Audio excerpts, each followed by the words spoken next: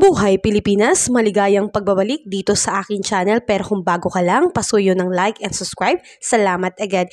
Ngayong araw ng Biyernes, May 31, 2024, mga kababayan, ito pong nararanasan natin na makulimlim na panahon na mayroong pag-ulan ay epekto po nitong southwest monsoon o ang hanging habagat. Sa ngayon po, ang pinakadirektang naapektuhan nito ay ang Ilocos region na nagdadala ng maulap na kalangitan na mayroong kalat-kalat na pag-ulan, kulog at kidlat. At dahil dyan, posible pong magkaroon ng flash flood and landslide lalo na po sa mga prone area. Samantalang dito po sa may bahagi ng Batanes at Babuyan Island, frontal system po ang siyang nakakaapekto. Ito po ay nagdudulot ng cloudy sky with scattered rain shower and thunderstorm. May chance pa rin po ng pagkakaroon ng flash flood and landslide. Samantalang mga kabayan, meron po tayong binabantayan na low pressure area sa labas ng Philippine Area of Responsibility. Sa ngayon ay wala pa po itong direktang epekto sa ating bansa, pero kung ito po ay lalakas at papasok sa Philippine Area of Responsibility, ito po ay magiging ikalawang bagyo natin na tatawaging bagyong Butchoy.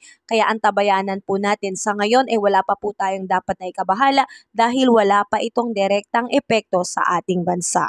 Ngayong araw ay asahan natin dito sa Metro Manila at ilang bahagi ng ating bansa ay patuloy na makaranas ng maulap na papawid na mayroong tsansa ng pag-ulan lalo na pagdating ng hapon at sa gabi. At ang temperatura po sa lawag ay lalaro ng 33 degrees Celsius, Tugigaraw ay 36 degrees Celsius, Baguio 24 degrees Celsius, Metro Manila 34 degrees Celsius, Tagaytay 31 degrees Celsius at Legazpi po 34 degrees Celsius. Samantalang asahan po natin dito sa Palawan, Visayas at Mindanao na magiging maaliwalas po ang panahon ngayong araw na to, pero may tsansa po ng biglaang pag-ulan lalo na sa hapon at sa gabi. Asahan po natin na ang temperatura sa Calayan Island ay naglalaro sa 31 degrees Celsius, Iloilo 33 degrees Celsius, Tacloban 32 degrees Celsius, Puerto Princesa 32 degrees Celsius, Cebu 34 degrees Celsius, Cagayan de Oro 32 degrees Celsius, Zamboanga 33 degrees Celsius at Davao po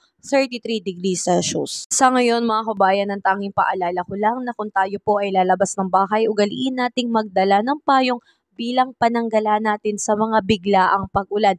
Dahil nga po, start na po ngayon o official na po na rainy season na po. Kaya tayo po ay mag-ingat at ugaliing maging handa lalo na sa mga biglaang pag-ulan. Kaya ingat tayo mga kababayan at pasuyo naman ng like and subscribe kung nakatulong sa iyo ang video na to at pahit na rin po ng notification bell para updated ka pa sa mga susunod kong mga video upload. Muli maraming salamat. God bless kabayan. Ingat ka palagi.